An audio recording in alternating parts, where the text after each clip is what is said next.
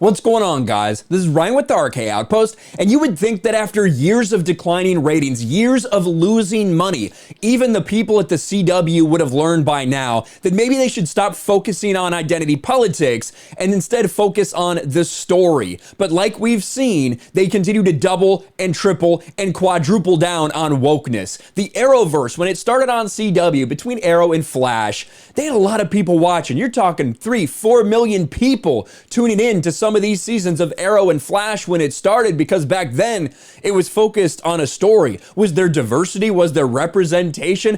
Absolutely there was. There was plenty of it. But then they decided they wanted to focus solely on that. And where are we now? After embracing wokeness and seeing the ratings plummet across nearly all shows, the CW is for sale. We got that word a few months ago, and we saw it play out in front of our very eyes. Back in 2018, CW came out and said they wanted their focus to be on representation and identity politics. That's exactly what they did. And since that point, they have continued to fail over and over and over again. And the newest thing they're trotting out is, guess what? Potentially another woke race swap. Legends of Tomorrow, part of the Arrowverse, likely race swapping Booster Gold with Donald Faison. And there you can see there's Donald Faison. I don't think Donald really looks like Booster Gold. I mean, someone tell me if I'm wrong. I don't really see the resemblance there, but that looks like what they're doing next for the CW. It's guessed that Booster Gold is coming to Legends of Tomorrow, as Donald Faison has been announced to be playing a mystery character on the show, which sounds a lot like the glory-seeking showboat from the future. Donald Faison is said to appear in the season 7 finale in an unnamed mystery character seeking, quote, fame, fortune, and glory, where the producers are hoping Faison will return if there is an 8th season. And the simple idea that this is still going after 7 seasons is nuts. This is the current 7th season ratings. You know, they bumped up to a little over 600,000, but I think probably the average for the season, you're looking around 500,000. That's pathetic. This is now an average performing CW show.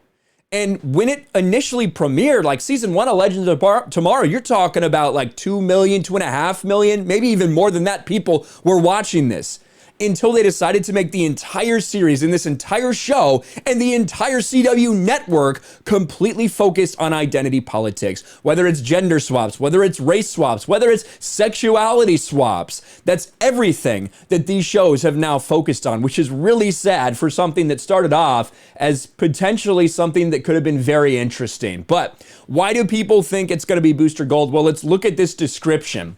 The Legends first encounter this character at a different phase of his career, whose golden years are in the rearview mirror. He is a good guy deep down. His ego is looking for a boost that only fame, fortune, and glory can provide. While he claims to have been recruited to work for a mysterious time organization, he wasn't offered much of a choice in the matter. As an unauthorized time traveler with high-profile aspirations, he developed a mischievous streak and cuts a few corners along the way to achieving his dreams.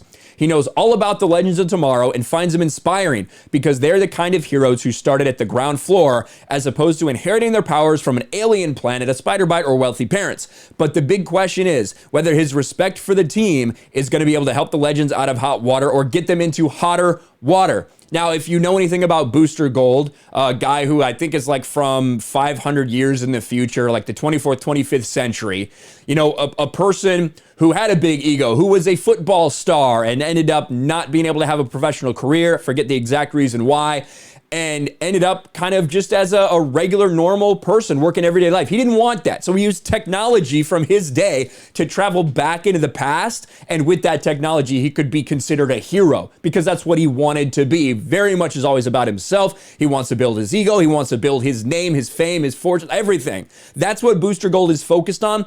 That's why it definitely sounds like Donald Faison is about to be Booster Gold. And once again, they decide to race swap a character. They decide to race swap a white-skinned, blonde-haired character to Donald Faison. Now, I will say this. I think that Donald Faison would be great with the Legends of Tomorrow crew because that is more of like a just kind of a fun, joking show. That's really what it is. So I think finding a role for him there would be great. But you know what? There's a lot of black characters that you don't need to race swap a character like Booster Gold. And this is what we talk about all the time. You know, instead of utilizing one of the dozens and hundreds of black characters from the comic books, or instead of, oh my gosh, maybe creating a character of your own, so often what we see, whether it's CW, whether it's on the big screen, you know, whatever, comic books, they race swap established characters for more credibility. And that's absolute garbage. It is absolute bullshit. The showrunner on Legends Tomorrow also filled in EW.com. They are thrilled to be working with Faison, who was recently cast as Professor Utonium in the canceled Powerpuff Girls pilot. What an embarrassment that was. We're beyond thrilled to have Donald join the Wave Rider. We're all huge fans of his impressive body of work, and seeing him with the rest of the Legends in our finale was an absolute side-splitting joy. We can't wait for our fans to see who he's playing, and we all look forward to telling many more stories with him and our lovable misfits. Should we be blessed with an 8th season? I don't know if this thing's continue with an 8th season. I think all the original programming at CW should kind of be up in the air, especially with the announcement we got a few weeks ago, like I said at the beginning, that they're looking to sell the CW. And one of the things I found most interesting in this entire thing was there was a blurb here, boom, right here. News of the possible sales arise as the network has never been profitable since its formation in 2006. You've literally never made money. Even at its peak, it wasn't making a profit.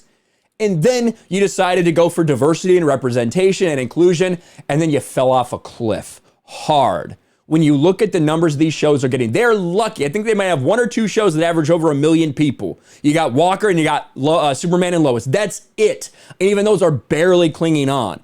Compared to the first season of Flash, which averaged over 4 million viewers per episode.